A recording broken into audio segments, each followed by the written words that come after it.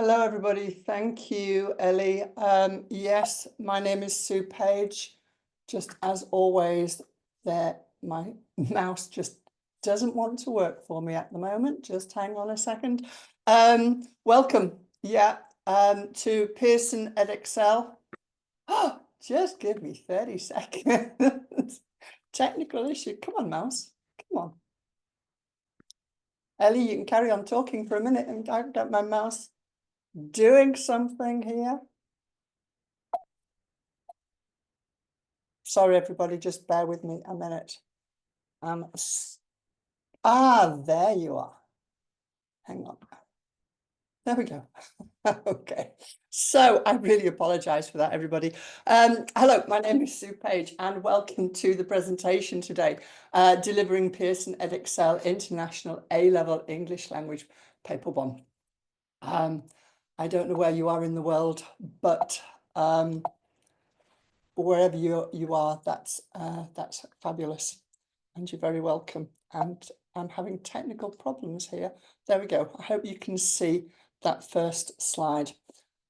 Okay, so we're looking at the language context and identity from paper 1, WEN01. So a couple of jumping off points here, or general starting points for our presentation today. Language exists as more than just a communication tool. The very words we use to express ourselves have profound impact on our sense of identity, shaping how we present ourselves to the world from Medium 2023. The connection between language and identity is a fundamental element of our experience of being human. Language not only reflects who we are, but in some sense, it is who we are. And its use defines us both directly and indirectly. That's from Lamas and Watt, 2010. It's not moving to the next one. I don't know what's going on. I really apologize for this. There we are. Might have to do it manually. A language is far more than a means of communication. It's the very condition of our humanity. Our values, our beliefs, and our identity are embedded within it. It's through language that we transmit our experiences, our traditions, and our knowledge. From Audrey Azoulay, Director General of UNESCO in 2018. So that's a couple of starting points as to what language actually is, and they're quite interesting aspects of language. When we look at the presentation today, we're going to look at some aims and objectives and a welcome from Pearson Edexcel. We've got an introduction from me. So let's technology is not my friend today. An introduction from me. So let me briefly explain something about me and my lack of techie skills today.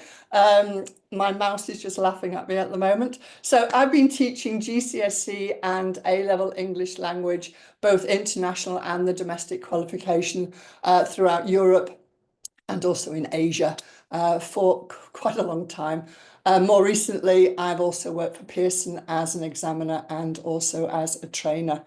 I've lived and I've worked all around Europe and around the globe, really. And I now enjoy living in southern Spain, where I may decide to stay, but hey, never say never. And you may think that southern Spain is the land of sunshine, but I'd like to tell you today, it is thundering and lightning outside. It's lashing down with rain, which is very unusual for this part of the world. And maybe that's why technology isn't being my friend at the moment. So we're looking at the International A-Level English Language, the context, the assessment objectives we will look at more closely as well. We'll also look at a very recent question paper, actually the very last paper from June 2024, and we will look at examples of candidate responses as well. We will look at strategies for teaching that you can use in the classroom and share with other colleagues. We will be I will be asking questions, little activities for you to do along the way, networking, and our concluding message from Pearson today. Okay, so the presentation today is for 2 hours. We're going to focus on each section of the paper, which is section A and then section B. Section A actually is longer for candidates, and so that's going to take us a little bit longer today to go through. So the break in the presentation today, we will have a little break halfway through, but it won't actually be halfway through. It'll be a little bit over halfway. So I hope you're prepared for about an hour and a quarter at the moment. Maybe it will just depend on time and technology. And if you can hear the thunder outside, that would be wonderful as well. Okay, so we're going to discuss the assessment objectives in the paper. What are they and why are they used when writing examination papers? We will analyse a recent question paper, as I said to you, and learn which types of question match the different assessment objectives.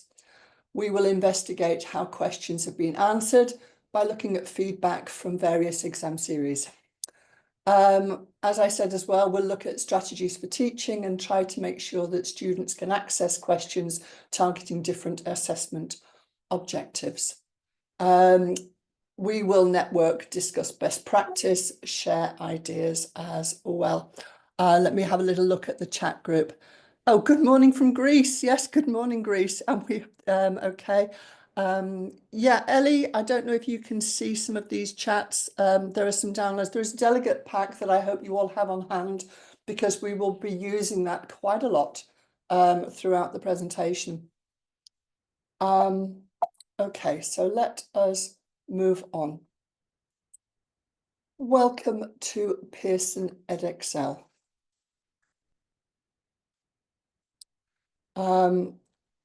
We are the world's leading learning company, and as the UK's largest awarding organisation, best placed to provide qualifications aligned to the British educational system. Our mission is to help people make progress in their lives through learning, because we believe that learning opens up opportunities, creating fulfilling careers and better lives. Our qualifications and assessments help to educate millions of people worldwide. We provide support through innovative textbooks, curriculum materials, multimedia learning tools, IT platforms, and professional development. At the core of everything we do at Pearson, it is the desire to make a measurable impact on improving people's lives through learning. Edexcel is part of Pearson Education and is the UK's largest awarding body. Our international heritage stretches back over 150 years. Today, we partner with schools, universities, and employers worldwide, offering world-class, globally recognised qualification to over 3.5 million students a year in more than 70 countries. Over 10 million scripts are marked annually with exceptionally reliable results. It's quite impressive. So the IAL English language qualification, some general information. The context. The A-level language is not a proficiency qualification, for example, like the IELTS. I don't know if you're aware or familiar with the IELTS. It's the International English Language Testing System, which is a proficiency qualification. This is not. It's a stepping stone to more advanced linguistics, and it needs to be approached with that very much in mind. The international A-level is very similar to the domestic qualification, that is like the normal A-level, and some of the resources actually are very interchangeable. The qualification blends knowledge and skills in an integrated and coherent way. It can be treated as a modular qualification, and some candidates in fact take the AS in year 12, for example, and then they stop. We'll go into that a little bit later. The qualification is very flexible in terms of the way it can be, in the ways it can be approached. And we can see that now in that, I don't know if you're familiar with it, because I'm just going to run through everything with you at the moment, and then we'll focus on paper one. As you can see from the screen, The qualification split into 4 units, units 1, 2, 3, and 4. These are sometimes referred to as papers, paper 1, 2, 3, and 4. Some people call them modules, modules 1, 2, 3, and 4. It's very much the same. Today, we're actually going to focus on unit 1 or paper 1. But you can see that if the students or the candidates took the IAS, which is the International Advanced Subsidiary, they would take units 1 and 2, and then they could very well stop. If they wanted to complete the complete international A level, then they would have to continue and do units 3 and 4 as well in order for it to be a complete qualification. And that would be the IA2, which makes sense because it's the second phase of the qualification. Towards the end of the presentation, I can actually go through that a little bit more in detail with you. So let's move to the assessment objectives. The assessment objectives are the same, whether it's for the AS, the subsidiary, or for the A2 or the A level. But as you can see there from the screen, the weightings are quite different. A01, apply appropriate methods of language analysis using associated terminology and coherent written expression. Here it's important to mention that terminology, when the candidates use the word terminology or the different forms of terminology, they need to be accurate and relevant. It's no use saying something and then not knowing what it is or not being able to accurately analyse it. AO2 is to demonstrate critical understanding of concepts and issues relevant to language use. AO3 to analyse and evaluate how contextual factors and language features are associated with the construction of meaning. AO4, the exploration of connections across texts informed by linguistic concepts and methods. And AO5 to demonstrate expertise and creativity in the use of English to communicate in different ways. These need to be fully understood by the students and that they know which AO, which assessment objective they are actually focusing on in their work, because they need to incorporate all of those in order to access the higher bands. Okay, moving on to the context then, looking a little bit more closely at the assessment objectives. They're used to ensure that there is consistency across different qualifications in the same subject. For example, Pearson's English language A level starts from the same basis as, for example, the AQA. So I don't know which board you have been familiar with or you may have used in the past, but everything starts from the same basis. And this is an off-qual requirement. This ensures that fairness is achieved and there's clarity of information. The subject domain, it's also known as the construct, is tested appropriately throughout, and that therefore validity is achieved. There are stated reference points for paper setters, for examiners, for teachers, and for candidates.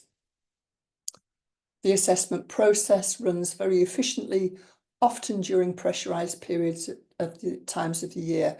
Here in Europe, it's usually from May to July, but down in Asia or it's sometimes at the end of the year, depending on when the academic year is.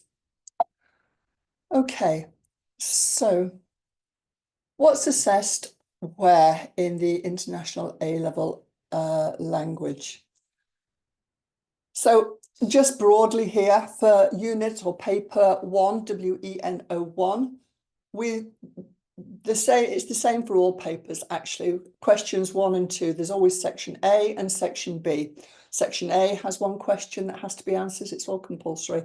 And section B, there is one answer called question 2. In paper 1, the assessment objectives, there are 4 of them, AO1, AO2, AO3, and AO4. And in section 2, question 2, section B, it's AO5. Now, if you look at paper 2 there, again, there's section A, section B, questions 1, question 2. But here, the assessment objectives 1 and 4 are assessed in question 1, and 2 and 3 are assessed in question 2, and AO5 is not assessed in paper 2. So you can see how the whole of the qualification then encompasses everything and covers all aspects. Okay, we're going to look at some general context here of the paper. So as I've just said, it's one exam. Paper one is just one exam. There are two sections, A and B. The timing for this paper is 1 hour and 45 minutes. And there are 35 marks for section A and 15 marks for section B, which correlates with what I've just said, because AO assessment objectives 1, 2, 3, and 4 are for section A and just AO5 for section B. So the weightings are different for the mark allocation. The focus for this paper is often on social and cultural issues. Two texts are provided in the source booklet. The one is usually a record of speech as opposed to a transcript, and there is also a written or multimodal piece.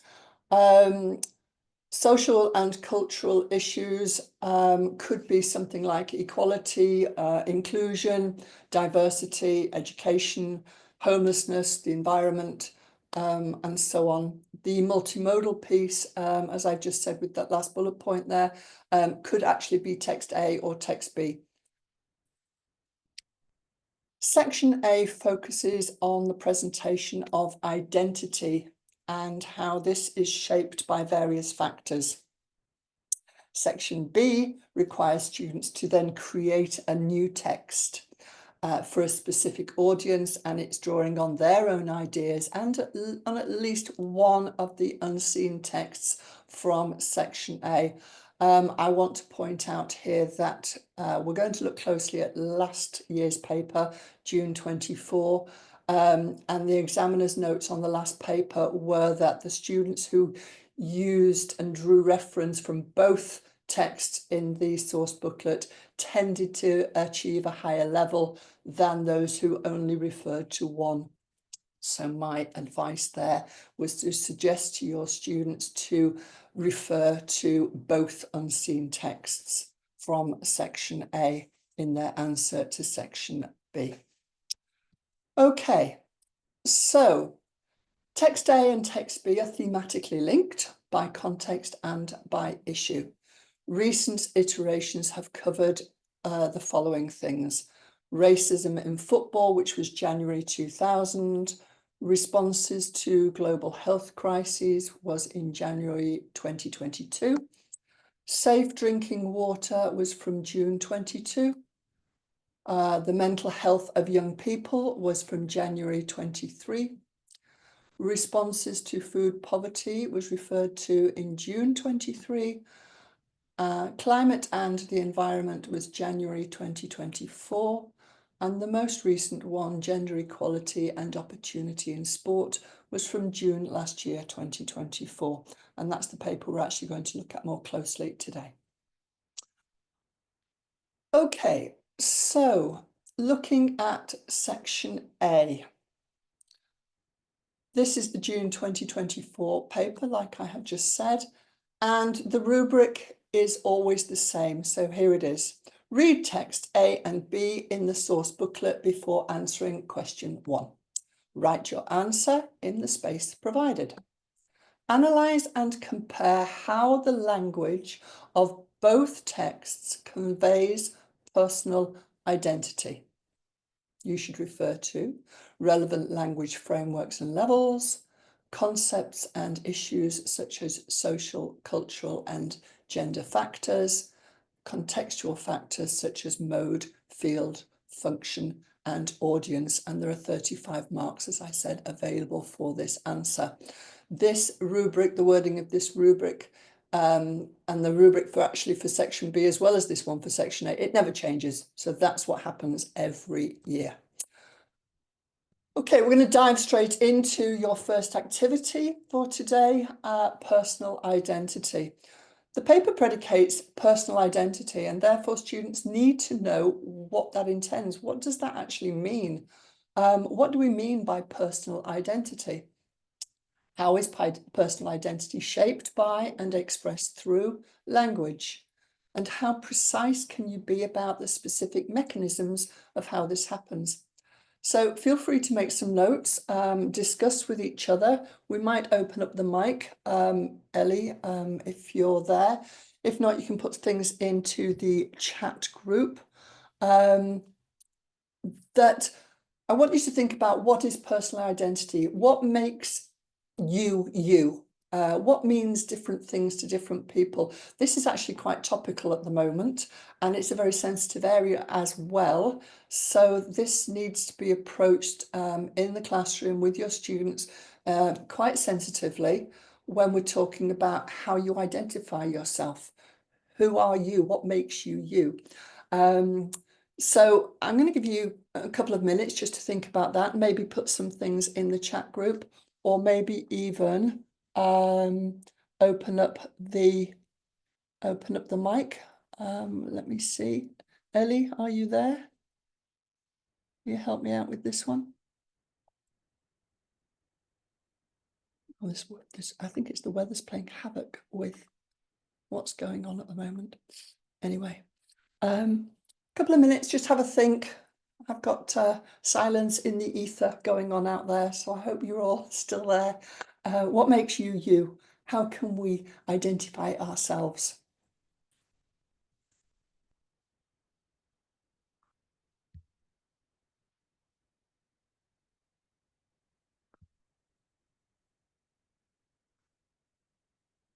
Yeah, our culture. Anastasia, thank you for letting me know that there is life out there. Our culture, yes, of course.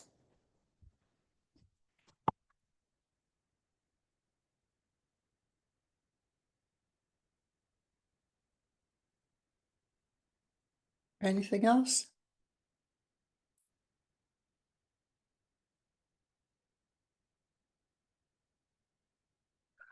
Absolutely, everything's flooding in now. Thank you. We have our surroundings, our environment. Yeah, okay, but I'm talking more about personal identity rather than our social or group identity.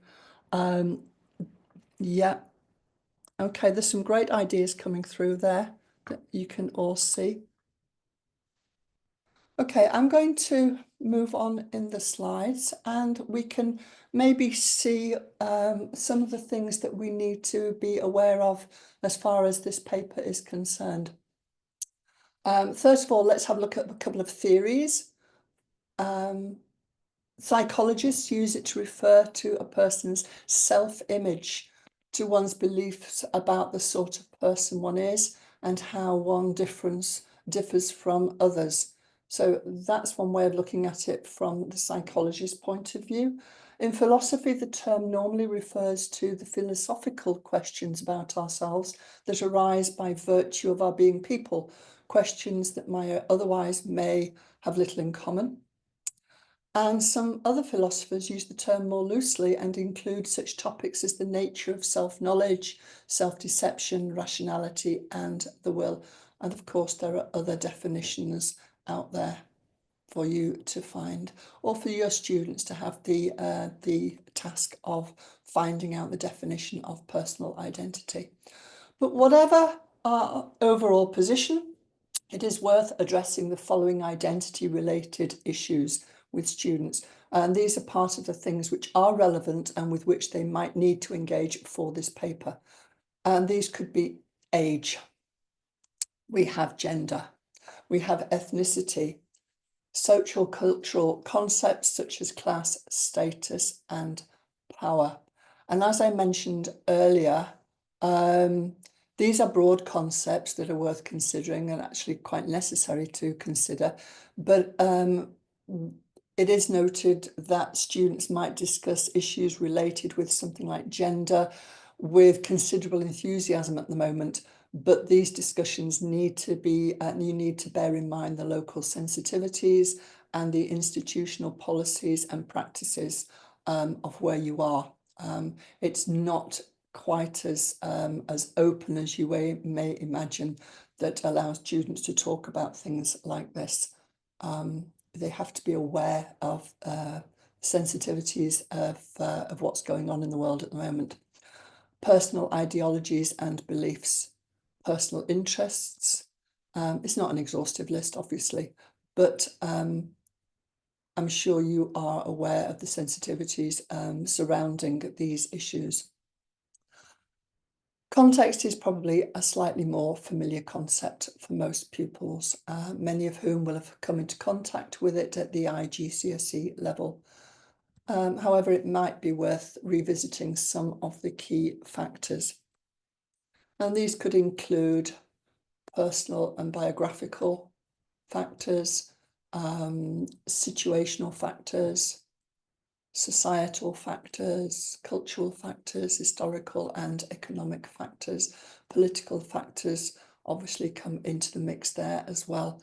But it's also very important to note that not all of these need to be considered, and it's students should stick to what is relevant in the task and also what they know, what they're comfortable, what they feel confident in explaining and analysing and using in their work. If they're not comfortable with using economic and political factors, avoid them, okay? The students are there to attain marks, and dipping into something that they don't know very little about or they're not comfortable talking about, that's not going to help them. Issues such as provenance and modality we will look at in later slides as well. Okay, let's dive into a second activity. The first one was just a little bit of a taster about personal identity, and thank you for writing on the chat group or chat box there to let me know you're all around. There's some really interesting things that you've written, so let's continue in that vein. This activity is the rubric for text B from paper 1 from last year from the source booklet. So if you can delve into your delegates pack, please, and try and find the source booklet. And the source booklet has obviously the two texts, A and B, and we're looking at text B, which is towards the back of the source booklet. In actual fact, it's the last page. I have a hard copy here, but you might have yours on a separate screen. I don't know if you're working with colleagues or whether you're here individually, but if you can dig out that text B and we'll have a look at it. This is the rubric for it.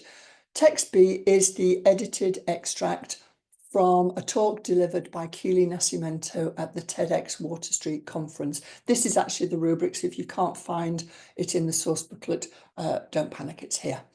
TEDx delivers independent events linked to the TED Talk program, that share ideas in communities around the world.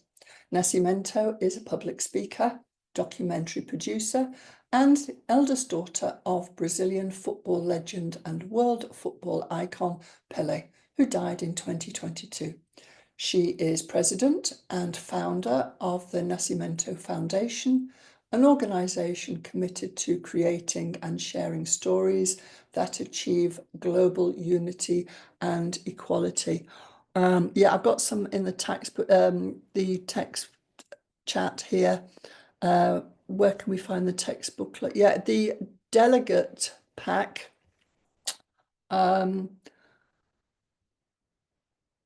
Okay, don't worry, I'm having internet problems as well, Alexandra.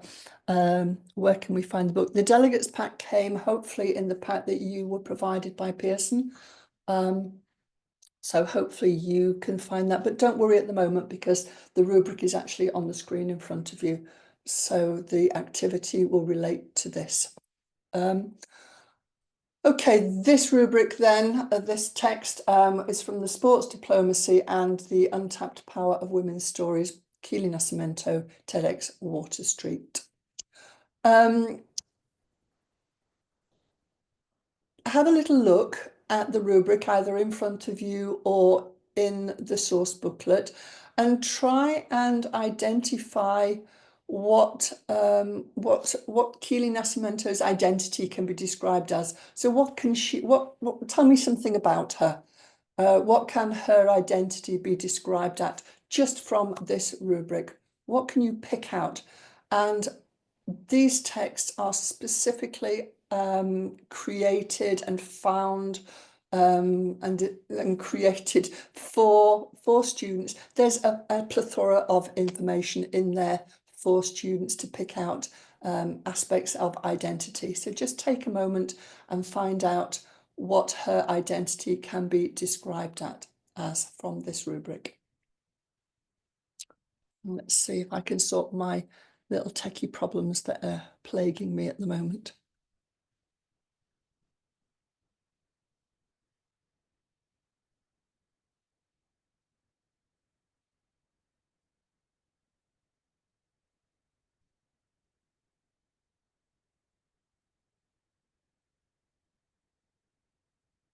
Not interested.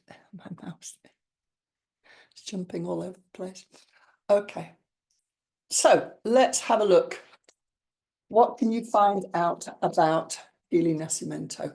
So the rubric either directly tells us or it implies that she can be, or at least partially be, described as an adult, female, a public speaker and a documentary maker.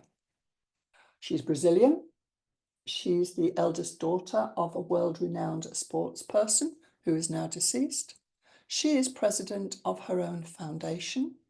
She's also committed to the initiatives achieving global unity and equality. She's interested in stories, perhaps specifically relating to women's experience.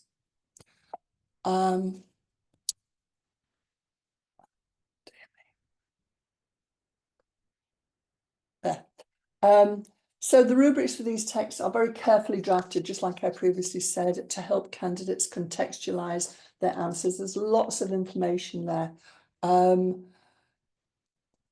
might these things affect or frame the language use evident in the text? So in order to attain a level 4, which obviously out of the 5 levels, a level 4 is hopefully where most students are aiming for, if not a level 5. In approaching the crucial question for this section of how language, context and identity are connected, the student's analysis needs to be controlled. This comes from the mark scheme. It's all specified in the mark scheme.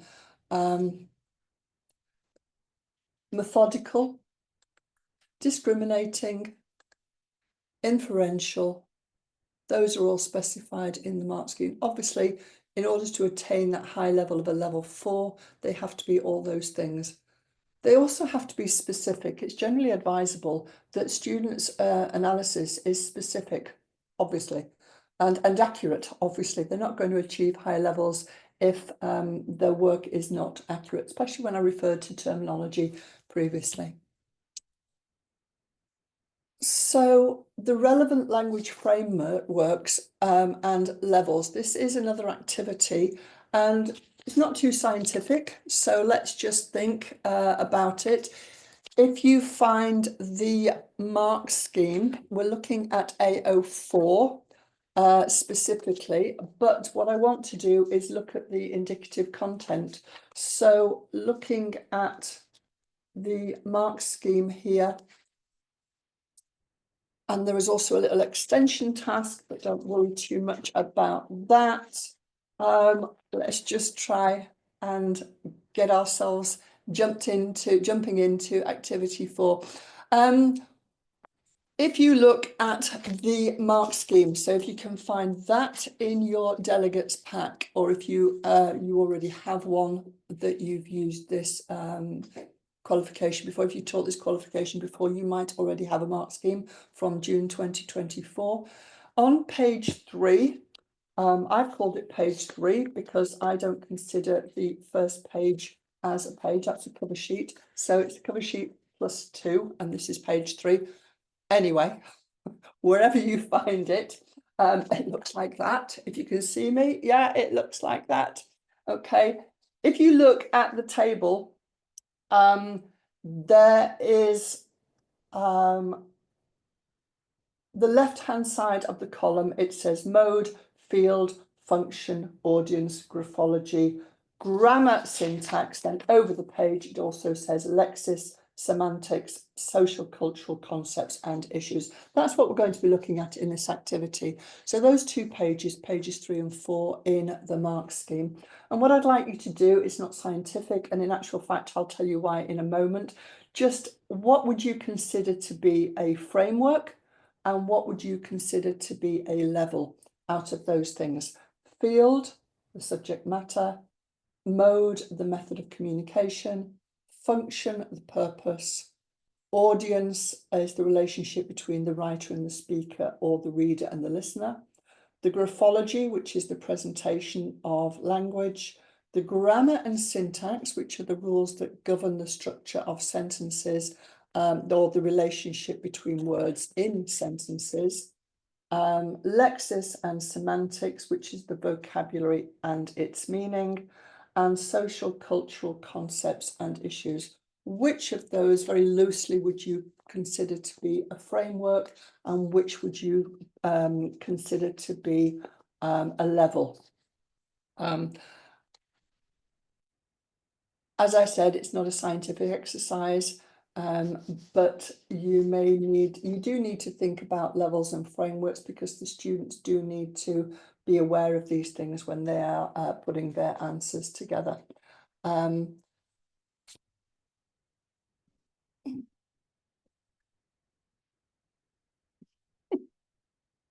I'm giggling, I really apologise, but I don't know whether it's the weather here, but between the mouse not working and then suddenly working, and then I think, yeah, I've got it, and then it suddenly decides not to work again. All right, so these are the ones I remember. I've just said the field, the function, the mode, the audience, the graphology, the grammar and syntax, the lexis and semantics, and the social cultural concepts and issues. Which of those do you think are frameworks and which are levels? Okay. Ellie has written in the chat box.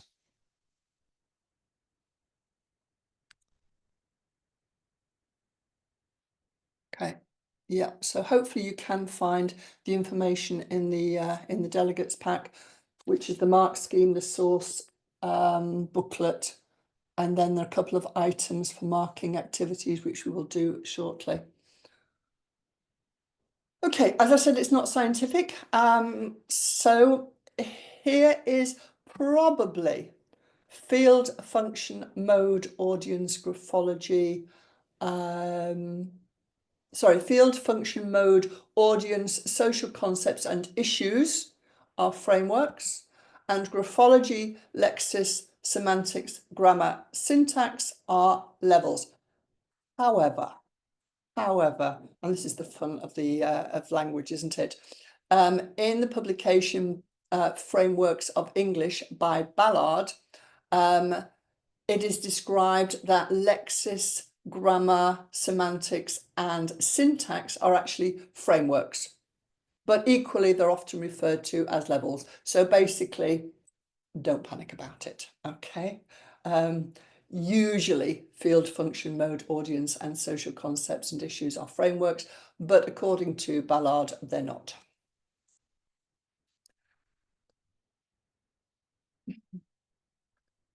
Here we go. So it's not actually possible in the time available to go through all of these, but let's have a look at a couple. So field, if you look at that indicative content on page 3 of the mark scheme, it says field is subject matter. And typically then field might be in a text, it might be sport or women in sport.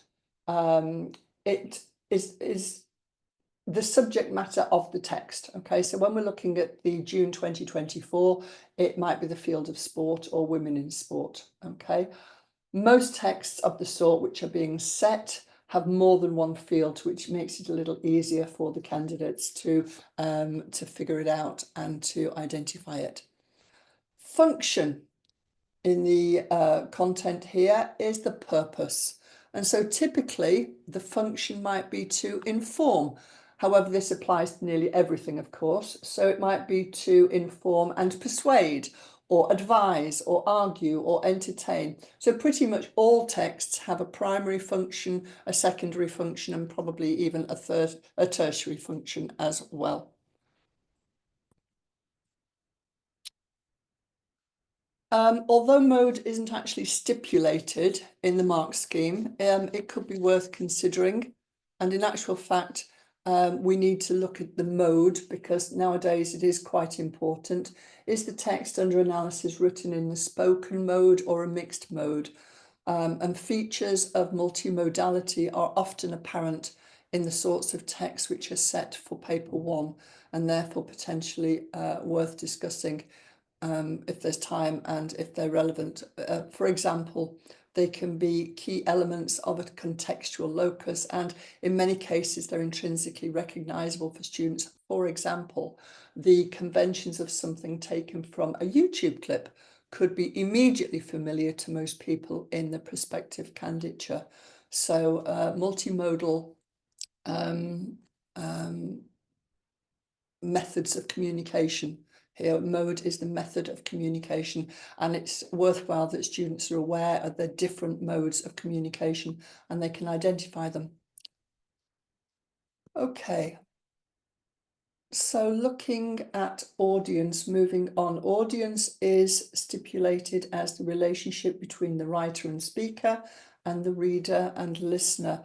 And this is stipulated in the mark scheme. And so the candidates need to address what the audience is. They need to address its significance for language use and personal identity. Remember, we're focusing on the section A, personal identity. So its significance for language use and personal identity. And this may be framed in as a question. For example, how does the audience or audiences, which the speaker or writer is communicating with, impact how their use of language represents their personal identity? And then why? Of course, there may be more than one audience. Typical audience characteristics are also referred to as demographics, and these might include age, gender, ethnicity, interest group, socio-economic class. Remember what I said previously, the comment about local sensitivities. It might be worth reiterating that here, that audiences, when students are writing articles or speeches and they are having to think about the audience they're writing to, that they have to take this into account. Okay, so we're going to look at more details at the June 2024 paper in text A. So we're locating text A in your source booklet. So hopefully if you can go back to your source booklet, text A is the very first text, obviously. And we're going to look at that in more detail now. This is a text about from a BBC India website in 2017. I'm going to read it to you. Hopefully you have it in front of you, but its text A is an edited extract of an article published on the BBC India website in 2017. The article discusses the film Dangal, a 2016 Indian Hindi language biographical sports drama directed by Nitesh Tiwari. The film is set in Haryana in northern India. It is loosely based on the life of Manveer Singh Phogat, an Indian amateur wrestler and senior Olympics coach. He coached his daughters Geeta and Babita Phogat, female wrestlers who became famous for their successes at the World Wrestling Champions and the Commonwealth Games. Dangal, how a wrestling drama became Bollywood's highest grossing film, published on the 13th of January 2017. There are a couple of short paragraphs thereafter, and we can identify from this, if you've got it in front of you, that this is Dangal, how a wrestling drama became Bollywood's highest grossing film. So this is what we're identifying from this text. We can also identify that it was published on the 13th of January 2017. We also identify that it's a biographical sports drama called Dangal about two female wrestlers led by superstar Amir Khan, who has become the unlikely highest grossing Bollywood film of all time. Sudha G. Tilak on what makes Dangal work. And after raking in more than $50 million, which is 41 million pounds, in box office collections in 3 weeks, Dangal, which is a Hindi word which means wrestling competition, has been named the top grossing Bollywood movie of all time. The film, directed by Nitesh Tiwari, is led by Bollywood star Amir Khan, who plays a portly, ageing former wrestler. The two leading ladies are no sari-clad pretty lasses, but muscular athletes who get down and dirty in mud bowls. So hopefully you have located the text in your delegates pack in the source booklet, and it is the introduction part at the top, and then it starts with a biographical sports drama down to who get down and dirty in mud bowls. So just going down there towards up to the first subheading of inspirational. It's quite easy to find things that identify in the text, things to identify. It's not difficult in that there's so much in there for students to find, and that is what you have to sort of introduce them to doing, is to find the forms of identification in the text. Okay, so what I want you to do is activity 4. It seems a little bit disjointed because technology is just beating me at the moment. There are 2 paragraphs here. After raking in more than $50 million, 41 million pounds in box office collections in 3 weeks, Dangal, a Hindi word which means a wrestling competition, has been named the top grossing Bollywood movie of all time. Or the second bullet point, the film, directed by Nitesh Tiwari, is led by Bollywood star Amir Khan, who plays a portly, ageing former wrestler. The two leading ladies are no sari-clad pretty lasses, but muscular athletes who get down and dirty in mud bowls. What I would like you to do for this activity is choose one or both of those short paragraphs and identify features of lexis, grammar, syntax, and so on. Anything along those lines from those 2 paragraphs. Okay, so we're looking for lexis, grammar, anything to do with grammar, anything to do with syntax, and so on. Okay, and I will come back to you in a moment. You can put things in the chat box.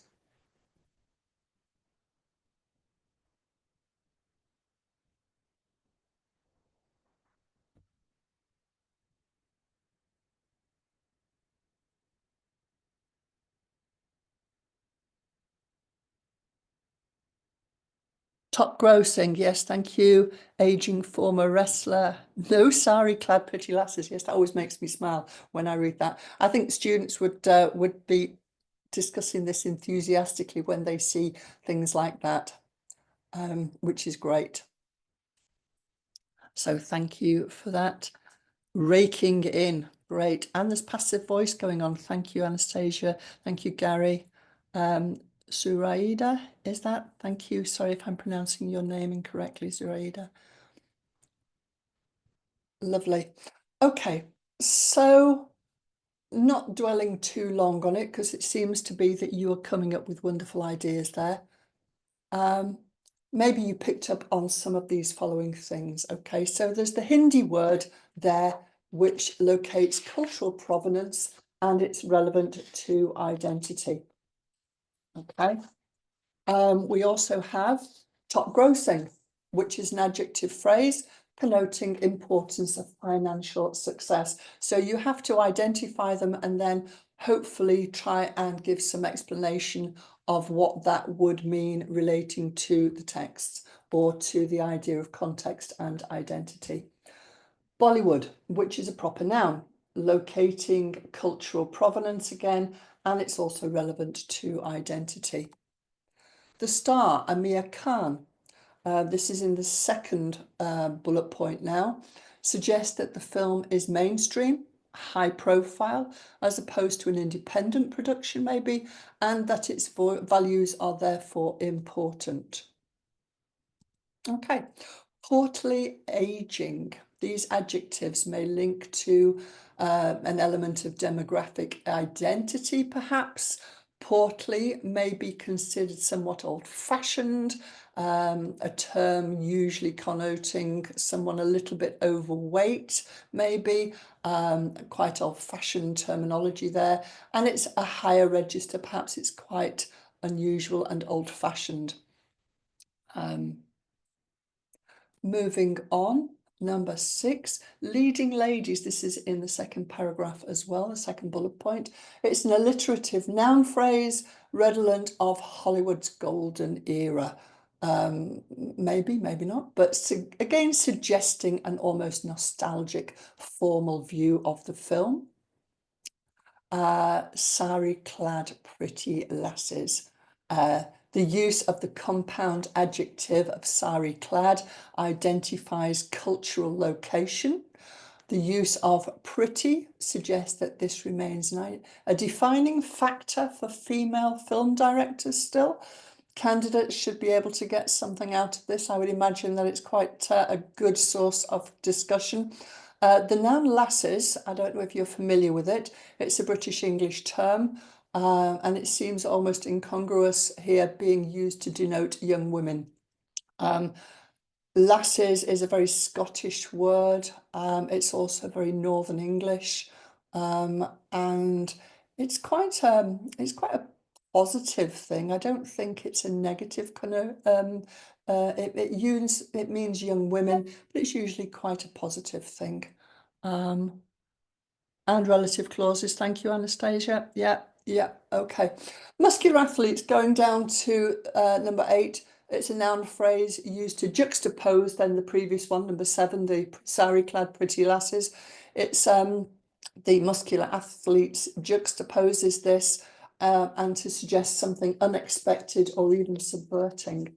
And then the final one that I've got here, down and dirty. And it's a alliterative noun phrase drawn from US English, so American English here. Potentially lots for candidates to say about its connotations, getting down and dirty. So the texts are usually very well resourced and there's always lots for candidates to identify and discuss.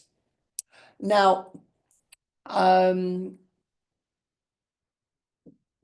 they can't talk about everything, obviously, so they have to be selective, and what they do when they go away with this is, or in your classroom scenario, that you can then discuss these, split people into groups, obviously, and what you can also do with them here is, can you turn any of these points that you had into a paragraph or a comment analysis and evaluation? This is a classroom task, or it's a task for yourselves with your colleagues in your group activities, in your institutions, or it's a great task for students to take these and then come together and mix them up and see what they all come up with, which is a great activity for them.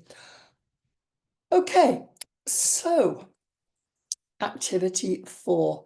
So these, as we've said here from this activity, they're just some of the lexicosemantic issues from the first section of text A. And thank you for your contributions there for everyone. They were all very valid. And you get an idea of what students should be doing when they are practicing for this exam. Obviously, there's a lot for well-prepared candidates to think about, potentially at least. The skill here is selection, okay? So it's a crucial one. During their reading of the text, the candidate should aim to pick out just the key points which they want to analyse and evaluate. Okay, they should then shape these points into their responses. They're not expected, nor should they try to identify every possible thing and write about it. This should be a fun activity. This should be something that enthuses them to dive into a text and pull out things that interest them and that are relevant. They shouldn't be overwhelmed with there's such a lot there. How can I possibly do it? They should be, it stopped working again. The candidates should be encouraged to focus on what they're most interested in and confident about, providing, of course, they're not focusing on one framework too heavily, the field, the function, or the audience. They're not actually focusing too heavily on one of those frameworks, that they're spreading it over a variety. So what I would suggest, or what I think is good for you, is to help them to identify, analyse and evaluate quickly and effectively, selecting only the examples about which they have something relevant to say. And that is really the crux, the focus of classroom activities. Okay, let's locate. I think the tasks actually of locating things are more difficult than the actual activities themselves. So locate the mark scheme in the delegates pack, please. So we're looking for the mark scheme now. If you have a copy of that, that would be fabulous. Thank you very much. And we're going to have a quick look at, or remind yourselves of, the frameworks-based approach which the mark scheme encodes, specifically in the indicative contents grids. So going back to the page we were on previously, I called it pages 3 and 4, depending if you count the first page as a cover page or as a page 1. So having a look at these indicative contents again, in the both texts, it says in the table there is text A and text B with the field, function, audience, graphology, etc. on the left-hand side. Here it outlines the various possibilities relating to fields. So if you look at that one here, field, text A, an Indian film industry, or in text B, the field of women's football across the world. There are lots of bullet points there that the students or the candidates can actually pull out from. On the function section of the indicative in content there, function is overall informative and persuasive function for text A, and overall informative and persuasive function again for text B, and then more information. Audience, graphology, grammar and syntax, lexis and semantics over the page, remember, and then the social cultural concepts and issues, and then the connotations at the very end. Yeah, so sorry, the connections at the end and how they all connect to each other. So what I want to actually point out here, and it's really important to note that these 2 pages in the mark scheme or any other mark scheme are a highly useful teaching tool. The information here shouldn't be a secret document just for teachers and for markers. This should be given to students and candidates for them to actually look and work with a text and work with the indicative content to actually see what that they can highlight in the text and what is relevant as far as the mark scheme is concerned, so that they're getting used to looking for specific things in a text and learning how to extract this information quickly and efficiently. So these 2 pages, it's a highly useful teaching tool and a learning tool. Mark scheme is gold, basically. It's not something that you hide from students. You must provide it to them and work through it with them so that they are fully aware of what they are trying to work towards. Okay, a little note on graphology towards the bottom of that page 3. It says it's a presentation of language, which usually conventionally has tended to mean the features of layout, presentation, which either convey meaning or support and extend the ways in which it's conveyed by language. And for the purpose of this exam, for paper 1, it might be worth thinking about this stipulation covering discourse as well. So discourse being the communication of thought by words, talk, conversation. It's really quite a fancy word just for formal discussion about a topic through speech or through writing. But it should actually consider this stipulation as well. And for example, if you look at text B on page 3 there, it says that that the conventions are, the graphology is conventions of informal speech are applied. For example, sign off, direct address, but also it says discourse markers, signal, sequence, and content. Okay, and other voices incorporated via speech markers. For example, she said to me. So discourse is a requirement as well, that they should be looking out for it and being able to talk about it, write about it, consider it and analyse it. Okay, let us move on. As I said right at the beginning of the presentation, terminology is important in all 4 international A-level language exams, but it shouldn't be used without purpose. And like I said earlier, if a candidate isn't sure what something means, the terminology, for example, lexification, they should avoid using it. So you've got to instill confidence in the students and that they're comfortable talking about things. And if they're not sure, avoid it. Okay, there's nothing worse than trying to talk about something you don't know what you're talking about, and then you're not going to be credited for it anyway. So just avoid employing it. Okay. Sustaining an answer is obviously key to success for students here, and lots of pupils, I'm sure you've had it as well, and for all papers, but maybe just because we're specifically looking at paper 1 today, they may well ask about the word count for section A, and there's no simple answer because some candidates write about 600 words and they do extremely well. Others write more than 1,000 and they also attain modestly. So it's quality, okay, not necessarily quantity, but it definitely is quality. Whatever is being produced needs to be orderly, relevant, informed, accurate, and well expressed. We're going to move on to activity 5 now. This is a marking activity, so you need to look in your delegates pack. It's a preliminary exercise. The text is actually going to be on the screen for you, so don't panic too much if you can't find it. But it's marking activity 1. Get my copy of it. The best candidates, when they're writing a script, the best candidates do much more than simply feature spot. Like I said before, they might find something and they mention it, find something else and they mention it.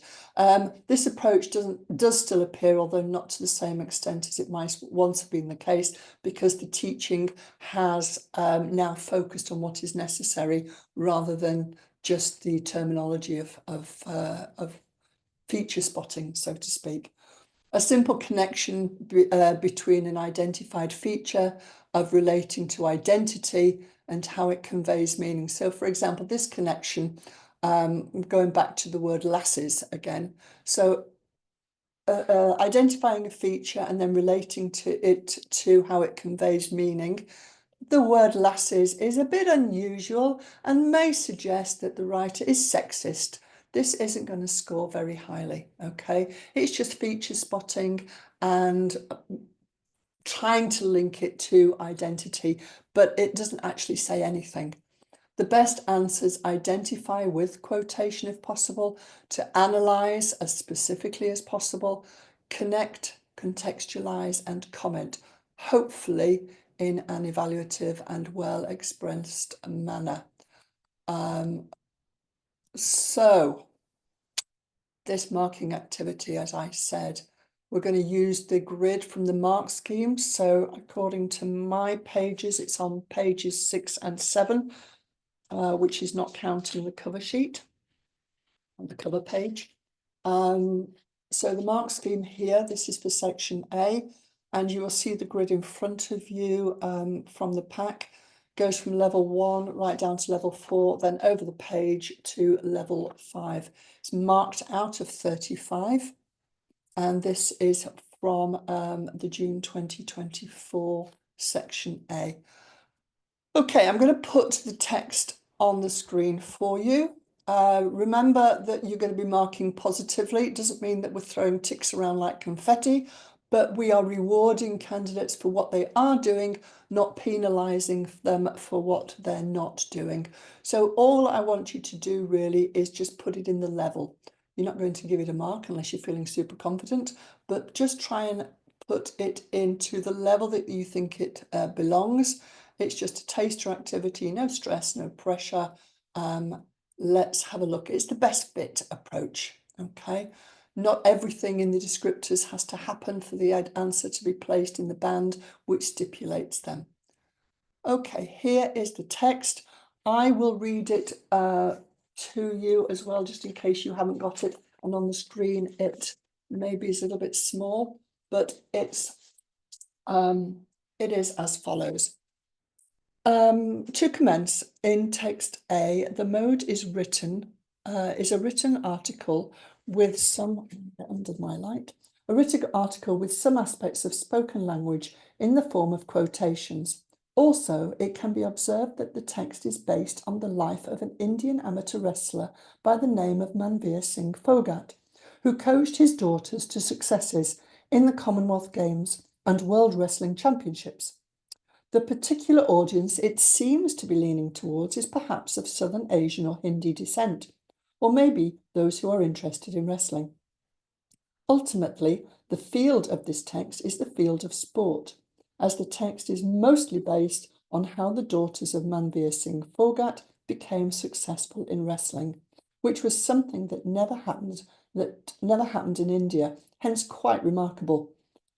The article is written to inform the audience about the social and cultural issues in India, where wrestling is not seen as appropriate for women, as it is largely seen as masculine, hence creating an identity for the father as someone unique and ambitious, who seek to find a more open-minded life for his daughters. In text B, the mode is a spoken TED Talk, spoken by Keely Nascimento, the daughter of famous footballer Pelé, who passed away in 2022. It can be ultimately seen that the audience for a TED Talk like this is predominantly football fans or young girls aspiring to become professional footballers one day.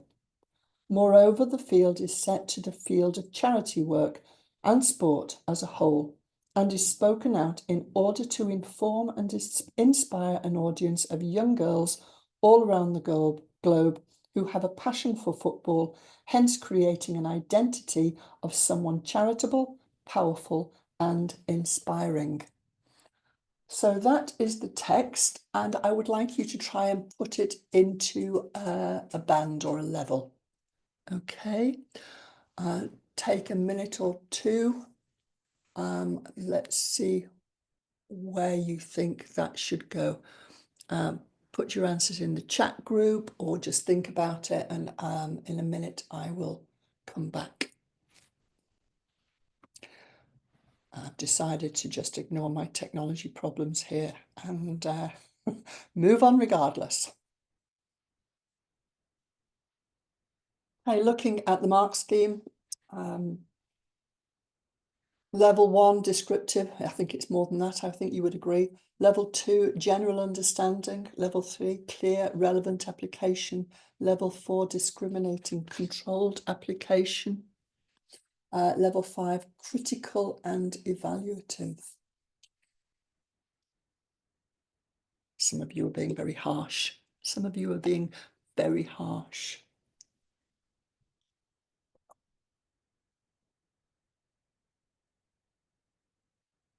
Okay, we have level 3s. Okay, in the chat group. Very strict markers.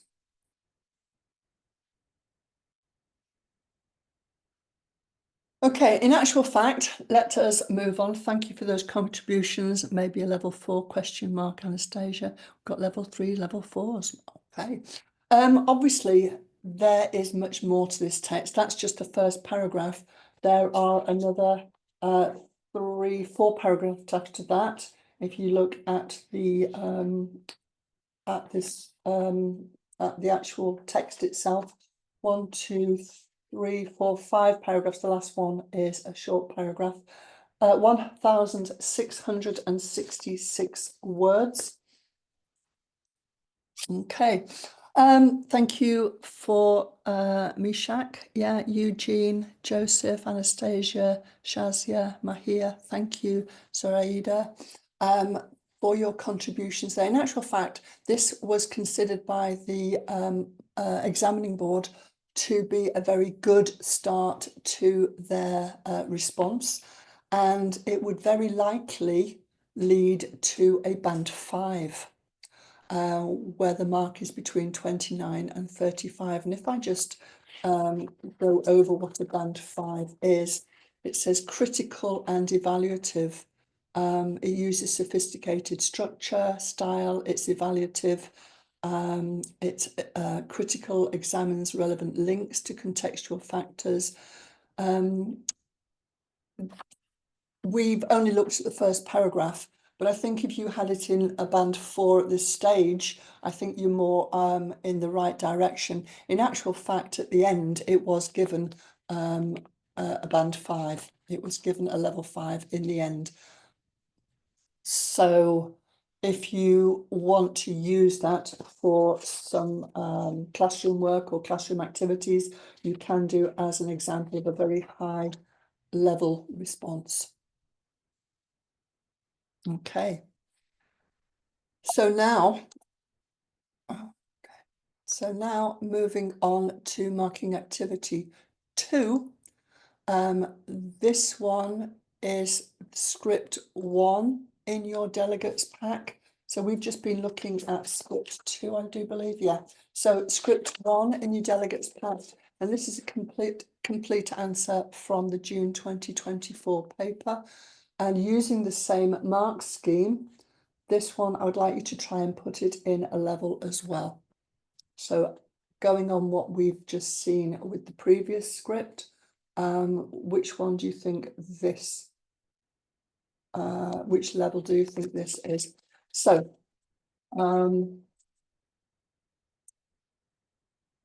this one starts, let me try and read the beginning. I haven't got it on the screen for you. This is just in your delegates pack, but it starts, it's from script 1.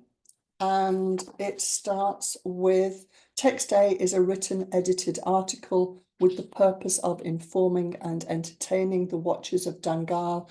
The BBC discusses the fields of wrestling and the diversion from the norms of society where wrestling is deemed to be considered a masculine sport, and so on.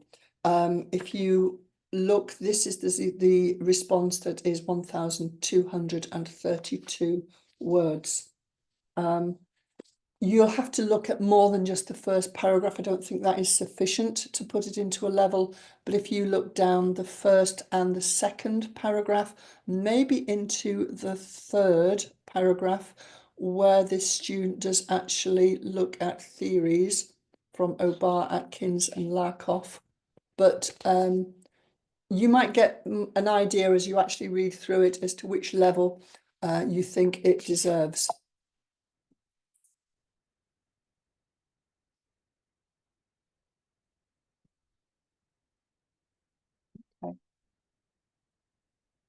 would you like me to read it to you? Have you not found it? Is there anybody who's not found it and you want me to read it to me? Just put a thumbs up or a yes in the chat box, please, and I will read it out for those of you who can't find it. Yes, please. Okay. Thank you, David. I will. Just to come over to my desk lamp here. So Text A is a written edited article with the purpose of informing and entertaining the watchers of Dangal. The BBC discusses the fields of wrestling and the diversion from the norms of society where wrestling is deemed to be considered a masculine sport. The characters in the movie are presented as hardworking, resilient and strong. Text B is multimodal because it is an edited written extract from a spoken talk given by Keely Nascimento. She delves in to talk about the fields of womanhood and what it is to be a woman living in society. Her talk is targeted towards the public and the watchers of TED Talks, with the function of informing and educating her audience, as well as creating a relatable and strong sense of identity and persona. In terms of discourse, Text A uses a variety of language frameworks to highlight the topic of discussion. The writer of the BBC article presents the characters of Dangal to be fearless and strong throughout the article. Many genre conventions are applied throughout, such as headings in bold, inspirational. This helps readers to know what topic they're reading about next, and acts as an introduction into the section of the article about inspiration. It may be written in bold as a form of graphology and to clearly point out to readers that they are reading about a different topic to do with the movie. Another example of discourse is the single sentence paragraph littered through the articles, such as "The first family of Indian wrestling makes for a remarkable story." This technique helps encourage readers to continue reading and creates a sense of foreshadowing and suspense that the readers want to know and find out what happens in the remarkable story and how it came to be.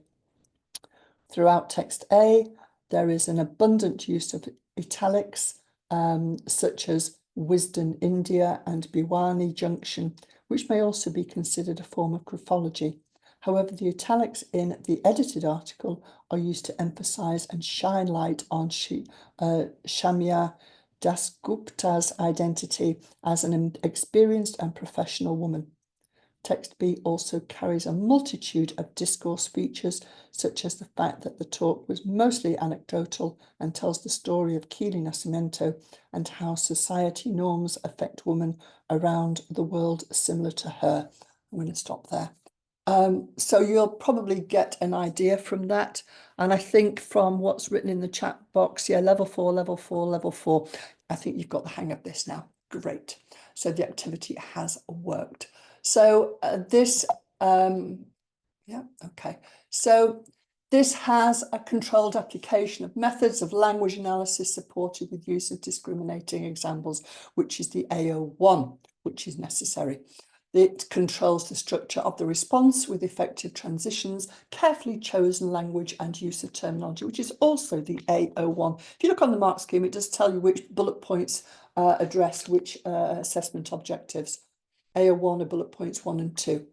Moving on to bullet point 3 and 4, which is AO2, there is discriminating selection of a range of relevant concepts and issues. There is discriminating application of the candidate's understanding of the data. The candidate makes inferences about the construction of meaning of data, which is then the AO3, which are bullet point number 5. And then the candidate examines relevant links to contextual factors and language features to support the analysis, which is bullet point 4. It's assessment objective 4, which are bullet points 6 and 7. And also here as well, there are some analysis of the connections across data. The candidate carefully selects and embeds use of concepts and methods to draw conclusions about the data. So this is firmly in level 4. And in actual fact, the senior team agreed that the mark to be given to this candidate, I think, was 24 out of 35 in total. Okay. Sorry, I don't understand. I've got Siri talking to me now. Oh, this is no. Siri. This is real life presenting. Yes, good morning. So, marking activity 2.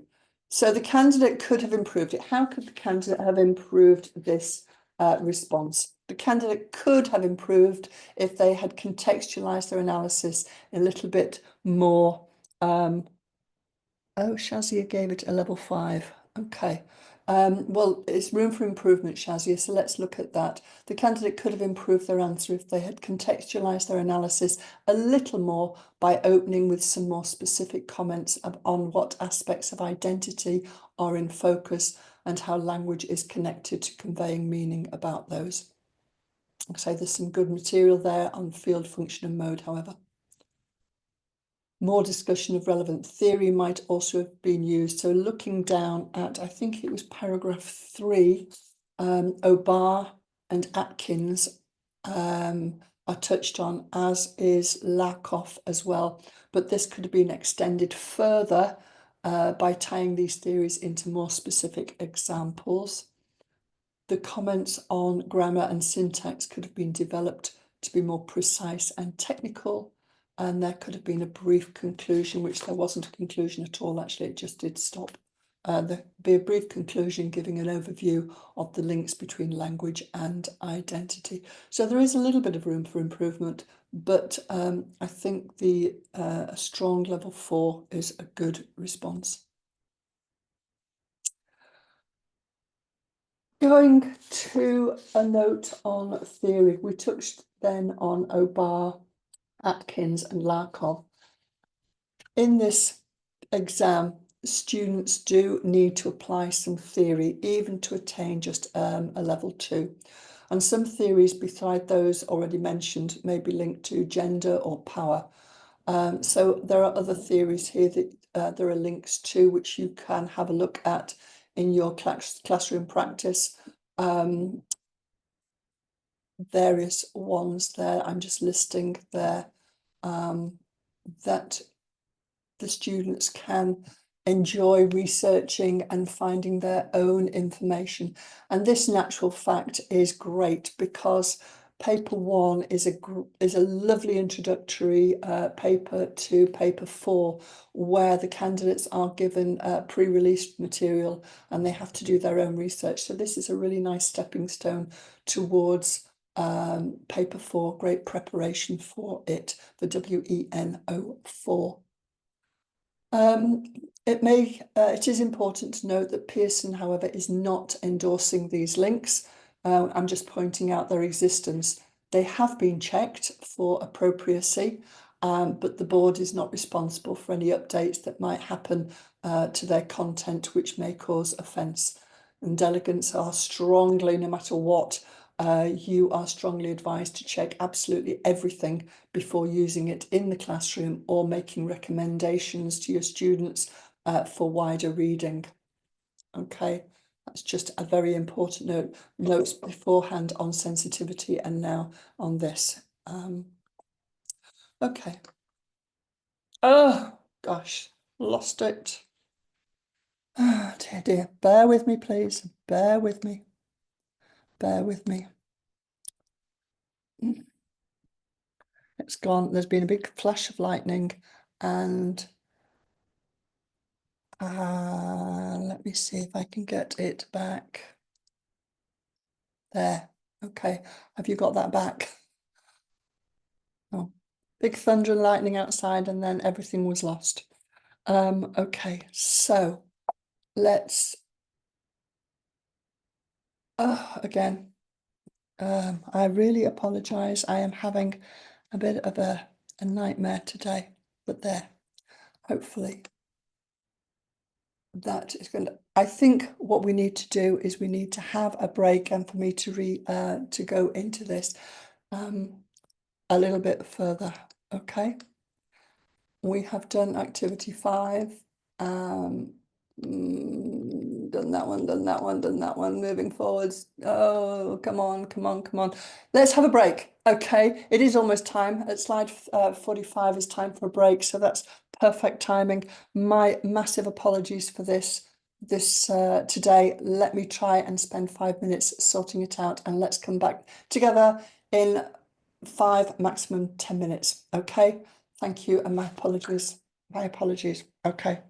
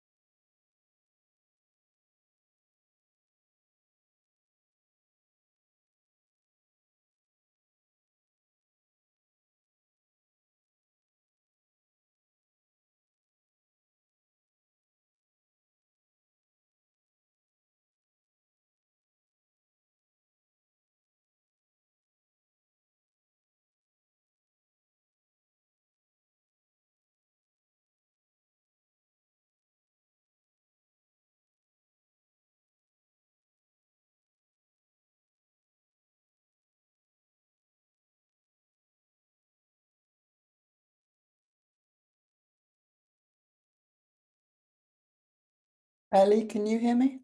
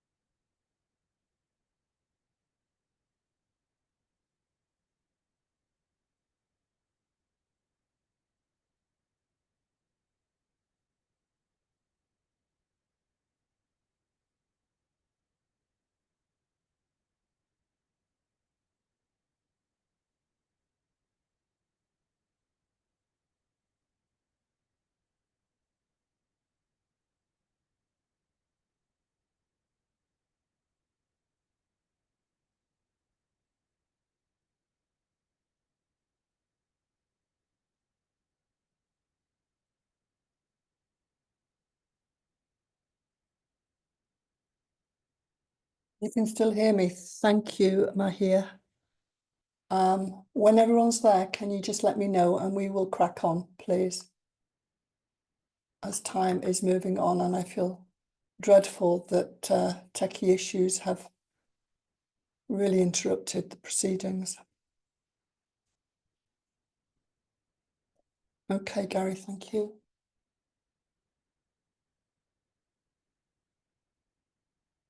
I'm here. Thank you, Anastasia.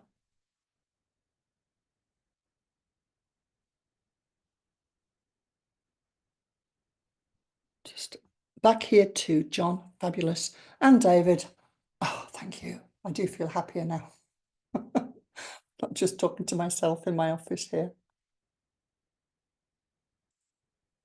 Okay, well-being break. You can call it what you like, but it's a stressful break for me. All right, let's try and move on. Okay, so we're going to look at section B. Okay, and this is now we're looking at just assessment objective 5. Okay, so section B question for the June 2024 paper, and this is the rubric for it as well. Okay, and as I said, the rubric does change in what the function is, whether it's going to be a speech or an article, but for last year it was a speech. Write the text for a speech to be delivered at a national sports conference calling on governing bodies to support the participation of young women and girls in sport. In addition to your own ideas, that's important, you must refer to material from at least one of the texts in the source booklets. And like I said right at the beginning, the examiner comments from last year's paper was the students who tended to get the higher levels, they had referred to both texts from the source booklets. Okay, so this is just focusing on A05, demonstrating expertise and creativity in the use of English to communicate in different ways. They're instructed to refer to material, as I said, from at least one. They could, of course, refer to both, and that's my advice. This task is essentially predicated on textual recasting and writing for different audiences and purposes. And some of these skills will be familiar from their work on GCSE or IGCSEs previously. Section B leads directly to paper 3, where section A is an editorial writing exercise entirely similar to this one. So you can see how all the papers are interlocked in some way. And there are a number of things to consider. So let's look at, in as much as it focuses on forms, functions and audience, section B is clearly linked to section A. So let's have a look at that in a moment. And the specification suggests the following things should be studied for section B. Forms, articles, talks and report. The function, inform, explain and persuade. audiences, students, parents, and children. Of course, that could be more than one audience, remember. The question will specify where the response will appear or be published, but it will not always give a specific direction as to the audience, although it can usually be inferred from the question. Some recent iterations of paper 1 have included the following, and that will be outlined after the next slide. So there's lots of information that I've sort of juggled between 2 slides here. So this is the connection with section A, where the AO2, AO3, AO2 and 3, AO3, all of those things are relevant in this section, although they're not specifically assessed. Okay, so organisation and expression, although it's not specifically on the assessment objectives, as I said before, organisation is and expression are important because, of course, if the response can't be followed, it can't be judged. So although they're not specifically assessed, they are still relevant. And then the recent iterations for section B are the following. So in January 24, it was a text for an article published on the online version of a national newspaper. Articles should provide information on climate change and persuade readers to join a campaign demanding that the political leaders of your country take action to support those suffering from the effects of extreme weather events. Our audience is there, self-explanatory. June 2023, it was write a text for a speech to be delivered at a conference discussing food aid in your local community. Your speech should persuade people to support a programme that provides free school meals and other help for the children of low-income families. So those are self-explanatory. So in preparation for this part of the paper, candidates should become familiar with the codes, conventions and discursive patterns. For example, articles, speeches, posts to online channels, school or college website was the focus for the January 2023 paper, for example, reports. So there's lots of classroom activities that can be done here for students to do their own research into these various discursive patterns. This task obviously has a lower mark. It's only out of 15, whereas the other was out of 35, and therefore doesn't need to be of the same length as the section A answer. So as a guideline, and I'm emphasising the word here, guideline, 400 to 700 words, enough to secure that satisfactory or even a better mark. This is a guideline, nothing more than that.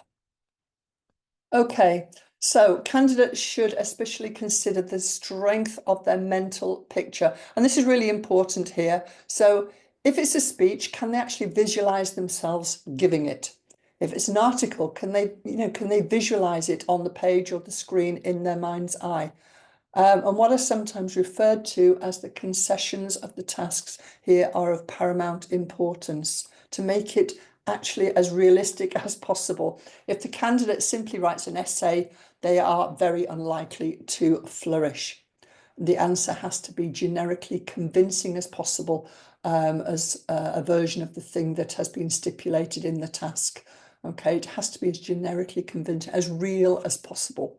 Candidates should be encouraged to consider then some of the following ideas. So, the appropriacy of what they're doing for the likely audience. For example, a crowd of young teenagers is likely to respond better to some approaches to speech giving, for example, rather than a group of delegates to a conference. So they have to be audience aware.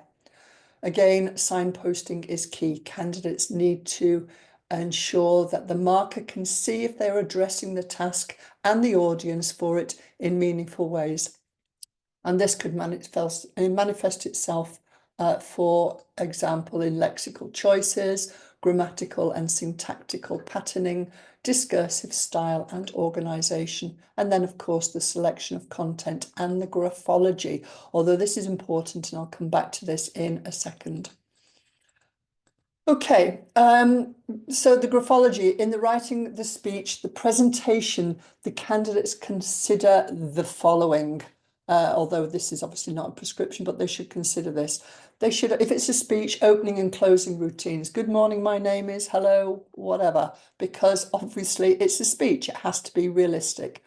The use of different presentational techniques. Many speakers these days will make use of an audio or a visual clip.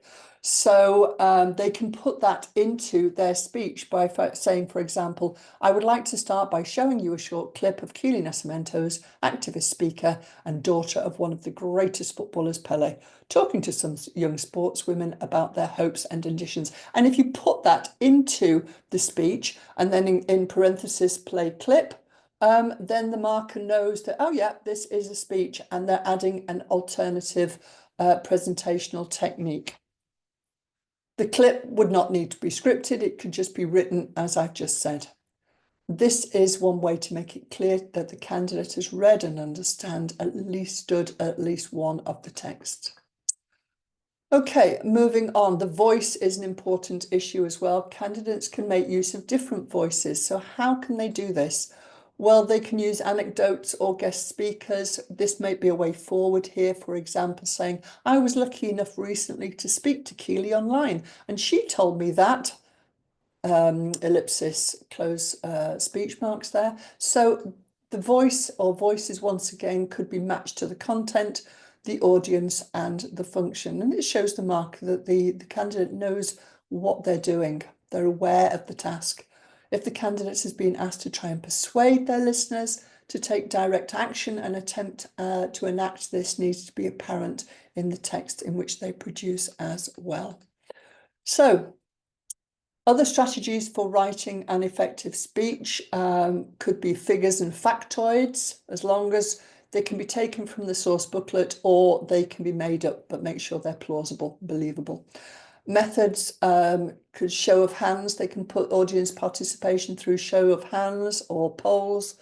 Again, stage directions could be used, direct or rhetorical questions, and there are other examples that candidates should be encouraged to research as widely as possible, which makes an effective speech or article. So there's lots of activities there, lots of scope for activities in the classroom. And there are lots of resources on YouTube too, including lots of TED Talks. Besides asking themselves, can I see myself giving the speech? It's a good technique to have. Could they consider whether they would be in the audience? How would they find receiving the speech? Is it an engaging experience for them? So to sit on both sides of the fence, so to speak, to check whether their speeches are realistic and engaging. Okay, so what might concessions to articles? This is a quick activity here. Articles, I'm not going to let you go off and do this for reasons of time, but obviously in articles, what do we need? Your list probably includes a headline, a byline, a date. I'm sure you are aware of what all these mean. A stand first or deck, crossheads, a picture with a caption, an insert box, maybe containing an infographic, an excerpted or enlarged quotation from a notable source. But what about also some other things?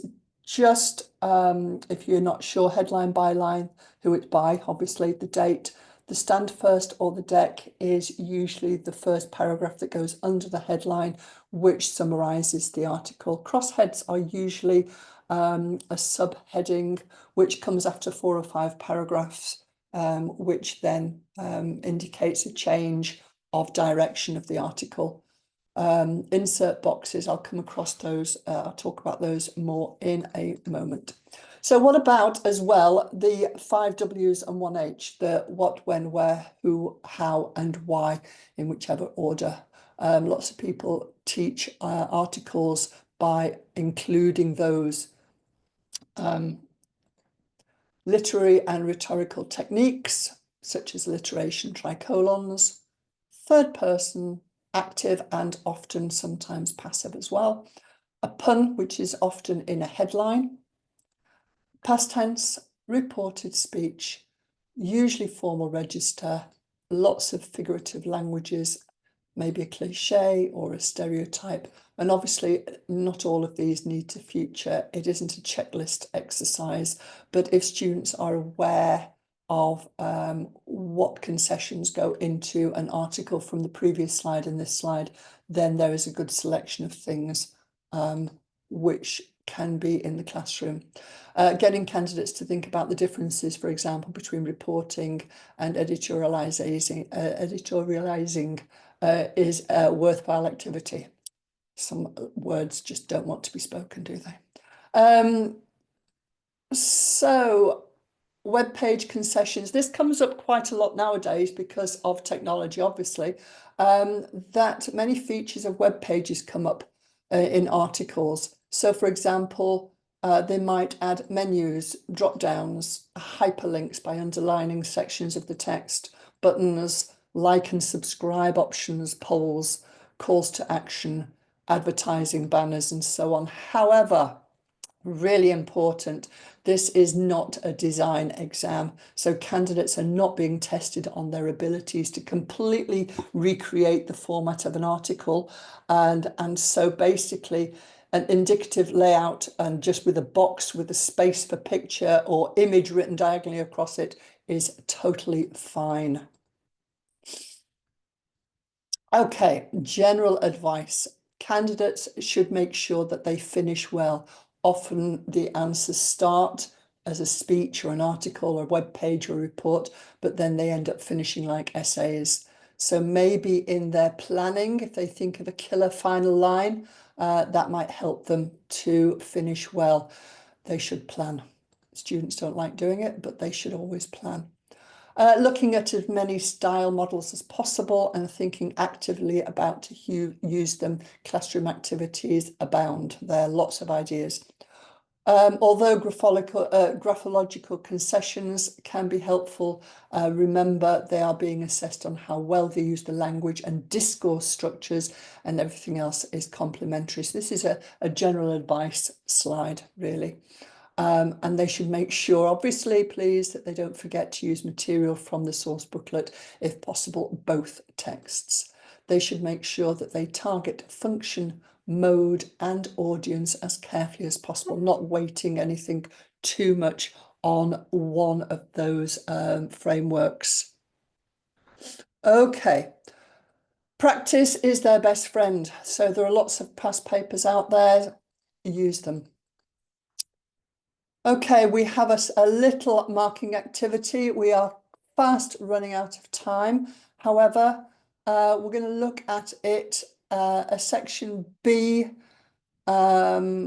text. And if you go into the indicative content, which is basically an assessment objective 5, and then the mark scheme, which is on page 9 of your mark scheme in the delegates pack. And then you are looking at blah, blah, blah. Let me have a look. Quick. Here it is. It's at the back of script 2 in the mark scheme. And it is an answer to a question 2, which is section B. It's 473 words. And we haven't got really time to look at it in too much depth, but if I read the first part of the paragraph, and then maybe you can see where you would slot it in the mark scheme and the levels for A05. Today is the day we realise there needs to be a change. Today we must unite. Today we must talk about why the participation of young women and girls in sport is neglected greatly in society. Through the years working for FIFA and visiting the globe, exploring how other places employ football in their culture, it has become clear to me that there is not enough involvement for girls, whether it's down to lack of infrastructure or a poorer civilization that still should not stop governing bodies from encouraging or even allowing the participation of girls in football. As we all say nowadays, we want equality, right? Equality can mean many different things and can be perceived differently by everyone.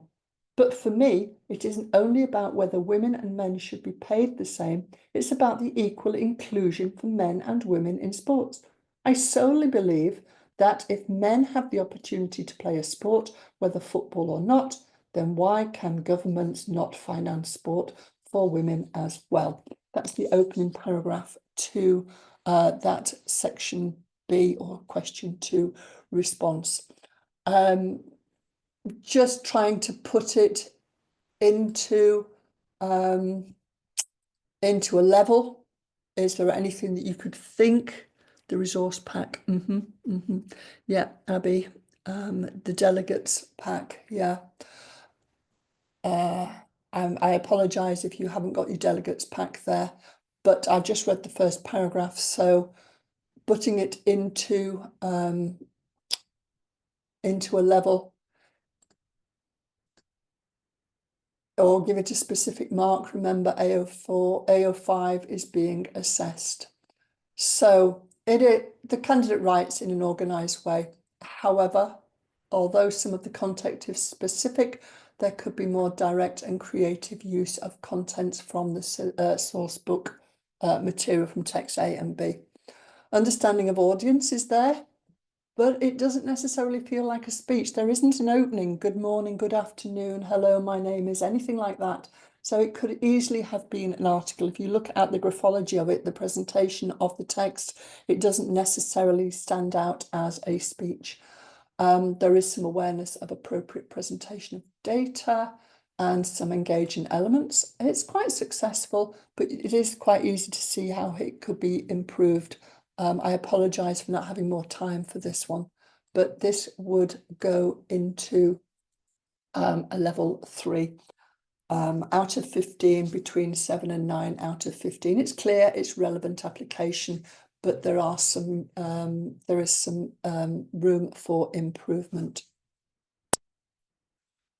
Okay, so strategies for teaching, moving towards strategies now. At level 1, students are visitors.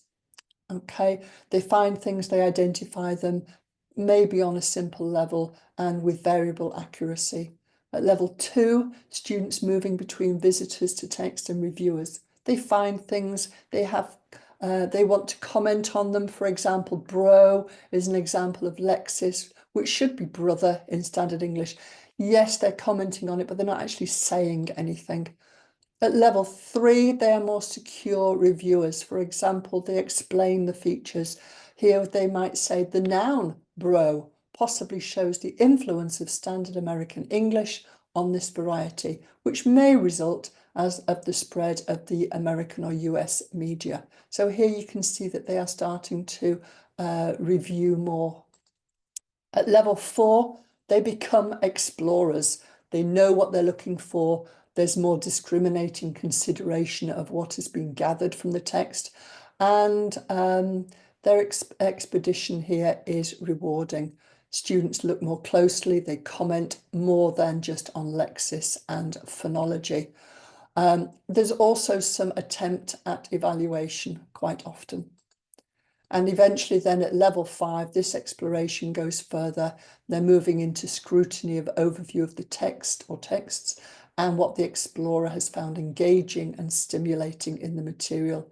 They're very secure with methodology, strong connections with a well understood standard form, an evaluative approach to concepts and issues, and an evaluative approach to context. So the journey has been entirely worthwhile. This may or may not be of interest to you, whereby there's the linear route, the modular route for this qualification. I'll leave you with that slide that's in the delegates pack for you to consider it. And if you've got any questions, please email. So we've spent some time today, and I apologise once again. We've looked at sections A and very quickly section B. And we haven't got time for these tips and hints, but if you do have anything that you want to share, please do so. You can email it to Claire. I'll give you her contact details in a moment, and then she will pass them on to me. Okay, we don't have that 5 minutes to do that networking discussion that I promised at the beginning, and my sincere apologies for that. Support. Pearson provides support at every stage, planning and teaching, exam preparation and assessment, and results support. Okay, here we look at teaching and materials that are online. You can look there at the web page, and this web page illustrates 4 different tabs: specification, exam materials, forms and administration, teaching and learning materials. And with that in mind, there is support for exam preparation called Results Plus, with information all about that you can get from the website. This is a tool teachers may find useful in the analysis of their students and their own teaching performance. It gives you an in-depth in-depth data on performance of a candidate, class or school in reference to the cohort. Okay, with this one, it's a free online service. Results Plus is free, and it centres that provides teachers and students with a deep insight into their own exam performance. They take the traditional exam on paper. The exam papers are scanned in, then they're given to the markers. They sent particular questions from the same paper, and because it's online, different examiners can mark different sections depending on their expertise. Then it's all collated and the performance reports are shared. There's also Exam Wizard. It's a tool that teachers may find useful in producing exercises, past papers for study in school or in classroom tests. It uses questions from past papers, so the bank of potential questions actually grows, it increases with each series because it builds and builds in order to produce bespoke questions or question papers, depending on what the teachers are looking to test. ATS is an access to script. This is self-service, it's free, and it allows you to see all your students' marks exam papers free of charge. It does not have examiner annotations on them though, but it's very useful. And if you're interested, go to the web page and have a little look at that. There are additional paid resources, 2 books, which help with planning, teaching and learning and exam preparation. We are committed, Pearson Edexcel is committed to helping teachers deliver this qualification and help students to achieve their full potential. We do this and we aim for our qualifications to be supported by a wide range of high quality resources produced by a range of publishers. It is, however, not necessary to purchase just our products. Okay, there is a plethora of products out there to deliver the qualifications. The 2 books are English Language A, Student Book 1 and 2, and these provide full coverage of the specification content, and they include learning objectives, definitions, varied activities, linking, thinking like a linguist, which are boxes exploring the aspects of English language, checkpoint questions, and regular exam preparation as well. Each printed book at the beginning has a code to access to the digital version of the book, which is then valid for 2 years. Where can I find some additional resources? Well, these are very worthwhile clicking onto and looking at. Ballard, the Frameworks of English, I mentioned earlier on in the presentation. BBC News in Pidgin is interesting. Lots of sample papers and examiner reports as well. And finally, the subject advisor here, Claire, her contact details, Claire Haviland. Those are her contact details at Pearson, and you can book an appointment with her.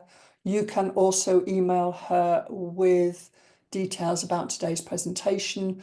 Any questions that you might have for me, she will direct them to me and I will get back to you.